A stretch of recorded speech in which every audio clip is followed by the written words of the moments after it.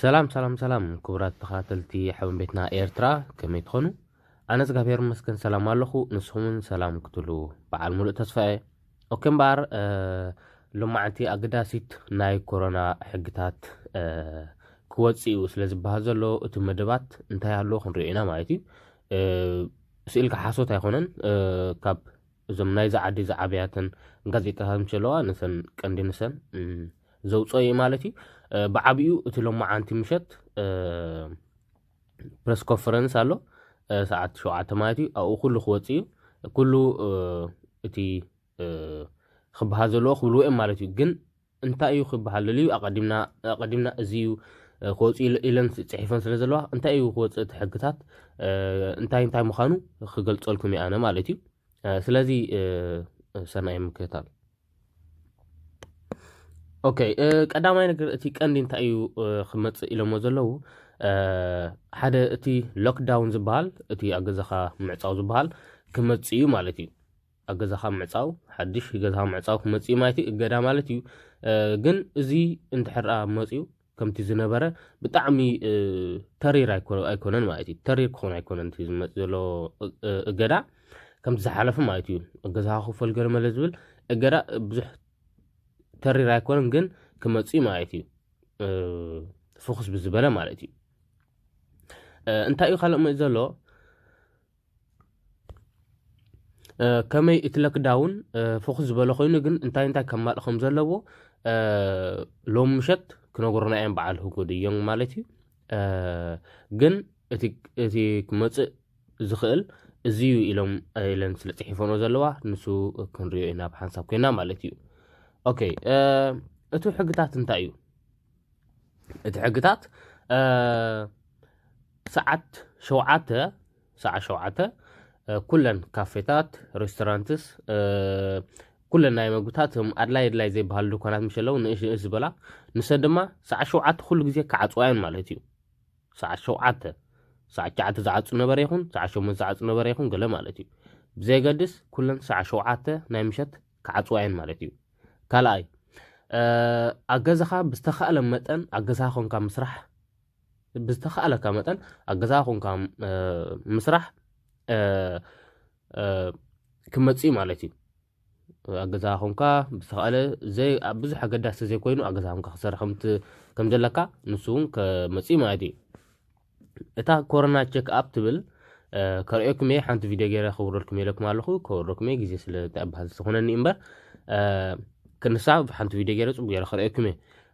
تاعت بزلتا كورنا تشيك اب بوزحات بوتاتات اب ديرنتاين بريت باركن غلزا ابسلو ابزي نير يلوم زنبرنا خبابيتات ون نساون كتغلغليا مالتي نسا ادلايت اختر لنا مالتي كابز حجنيو مالتي نسا ابزخونه يكون مسانا حزنيا اب تليفوننا سزلو صقم يلو كنن ابزخونه كحاتنا سزخلو كن اب مسانا ختلوا مالتي ادخ قصيل المصنما حد 5 متر رحقت كام حلاو كمصيو يبللو مالتي تا اندر هالف متر رخلكم بينن كورد فير تروخولنا له اتي ناي رحقت كحلو ون كملسي يبللو مالتي قصيل دما اب اتم اغايش اب غزخا اتقبلهم اغايش كنداي كونو خم زلوم እገዳ ክግበሩ ማለት እዩ ናብ ክንደይ ኮሪዲ ናብ 4 ሰባት ኮርዲኦም ማለት እዩ 4 ሰባት ሓደ ስድራ ወይ ካን ማለት እዩ ሓደ ስድራ 4 ሰባት ክቅበል ክኽእል እዩ ማለት እዩ ኦኬ 4 ሰባት ኣገዛሃ ክቅበል ትኽእልሃ እቲ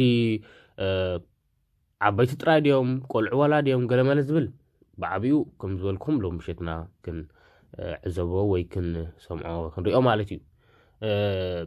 بحافሻ ግን 4 ሰብ ክትቀበል ከም ዘለካ ኣገዛኻ መጽሓኹም ዝኽእሉ እዩ ዝነገረና ዘሎ ማለት እዩ ካለ እንታይ ብለና ኣሎ ካለ እቲ ኣገዳስ ዝበሃል ንብዙሕ ስድራቤታት ማለት እዩ ቆልዖም ናብ ኩዕሾ እግሪ ዝኸዱ ገለ ማለት እዩ ኣብ ጸወታታት ናብ ኩዕሾ እግሪ ዝኸዱ ገለ መለ ዝኾነ ጸወታ ኩዕሾ እግሪ ይኹን ገለ ብዘይ ሰባት تعذبتي اي كقبلني مايتي تعذبتي ابزي بليوم ክካየዱ ማለት እዩ ንኣብነት እዛ ዓዲ ሕጂ ኩዕሾ እግሪ ናይ ኤውሮጳ ምሸሎ ናይ ዓለም ፀወታ ንሱ ሕጂ ይካይድ ኣሎ ብዓብኡ ንሱ ኸማን ኣብኡ ሰብ ኣይከኣቱኒ ማለት እዩ ሕጂ ፃወት ኣለዉ ሕጂ ንኣብነት ቀዳም መሰንበት ኣሎ ቀዳም ኣሎ ስጋጌ ኣብቲ ፀወታ ንሱ ወላ ሓደ ዝኣቱ ሰብ የለን ማለት እዩ ኣሽሓት ከኣቱ ፕላን ተገይሩ ዝነበረ ሕጂ ግን ዝኣቱ ሰብ የለን ማለት እዩ እዞም ሓደሽቲ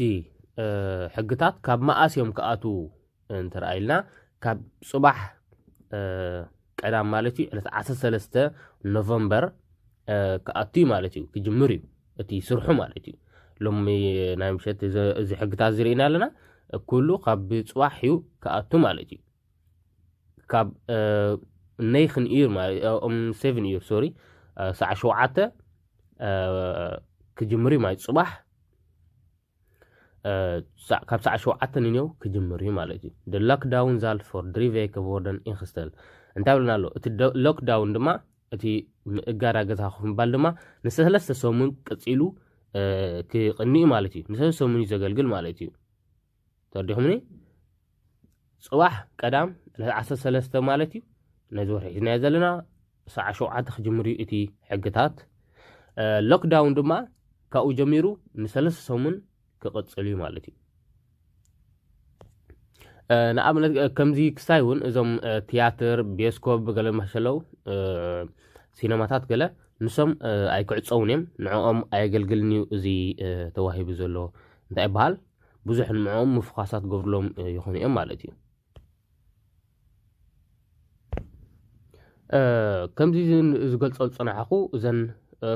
ክመፃ ይኽእላ እየን ተባሂለን ቀንዲ ዘበላ እዘን ክሪአን ፀናሕና እየን ካልእ እውን ክውስኾ ይኽእል እዩ ኣብ ርእሽኡ ማለት እዩ ድሕሪ ሰዓ 7 ክህቡ ከለዉ ብዙሓት እውን ብዙሕ ሕግታት እውን ከውፅኡ ይኽእሉ እዮም ማለት እዩ ናይ ግድን እዚአን እየን ኣይኮናን ዘለና እንታይ ደኣ ከምዚ ክመፅኡ እዚአን ተፈሊጡሎ እዚአን ከም ዝመፅእ ግን ክውስኸውን ይኽእል እዮም ዝብል ዘለዉ ማለት እዩ ያ ስለዚ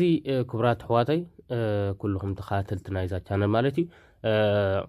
እዚ ንሪኦ ዘለና መሊሶም እቲ ሕግታት የትርዎ ኣለዉ ከም ዝሪኦ ዘለና ማለት እዩ ምክንያቱ ከም ዝበልክዎ እውን ኣቐዲመ እቲ ኣብ ዝሓለፈ ቪድዮ ማለት እዩ እቲ ናይ ኮሮና ዝውስኽ ዘሎ መጠን ብጣዕሚ እንዳለዓለ ስለዝውስኽ ዘሎ ልኽፋት ማለት እዩ ከምኡ ስለ ዝኾኑ እዮም ሕግታት ዘብዝሕሉ ዘለዉ ሕግታት ዝገብርሉ ዘለዉ እምበር ፈንዮምና ነይሮም ከም ድላያ ንኸይድ ቀኒና ኢና ስለዚ ስለዝኾነ ድማ እቲ ሰብ ድማ ከም ድላይ ነይሩ ብኡ ድማ መጠን ድማ ሰብ ከብል ጀሚሩ ማለት እዩ ክተሓወስ ጀሚሩ ካብኡ ድማ እቲ ኮሮና ድማ መሊሱ ገዲዱ ማለት እዩ ከምኡ ስለዝኾነ ድማ ሓደሽቲ ሕግታት የውፅሉ ማለት እዩ ንሕና ብቐንዱ እቶም ኩልና ሓበሻ እዞም ተኸታተልትና እዚኣ ንኩልና ንፈልጦም ድማ ክንዛረቦም ዘለና እንታይ ይኹም ድማ ኣለና ኣካይደና ከነመሓይሹ ኣለና እቲ ምስም ምትሕውዋስ ቀሊል ኣይኮነን ብፍላይ ዓበይቲ እንትረሃልዮም እቶም መንእሰያት ኣካይደና ክንመሓይሽ ኣለና ማለት እዩ ምስ መንሕወስ እንታይ ተሓዊስናኸ ናብ ስድራና ብፍላይ ዓበይቲ ኮይኖም ሲ ክንሓልሎም ኣለና ኣብ እኩባት ሰባት ፀኒሕና ንኦም ንኸይትረኣ ኮይና እቲ ክነልግበሎም ዘሎ ካንስ ብጣዕሚ ዓብዩ ማለት እዩ ስለዚ ነብስና ክንሕሉለና ነብሲ ኣቦታትና ኣዴታትና ስድራና እውን ክንሕሉ ኣለና ማለት እዩ ካብ ዝኾነ ማለት እዩ እታ ቀንዲ ድማ እቲ ኮሮና ቼክ ኣፕ እታ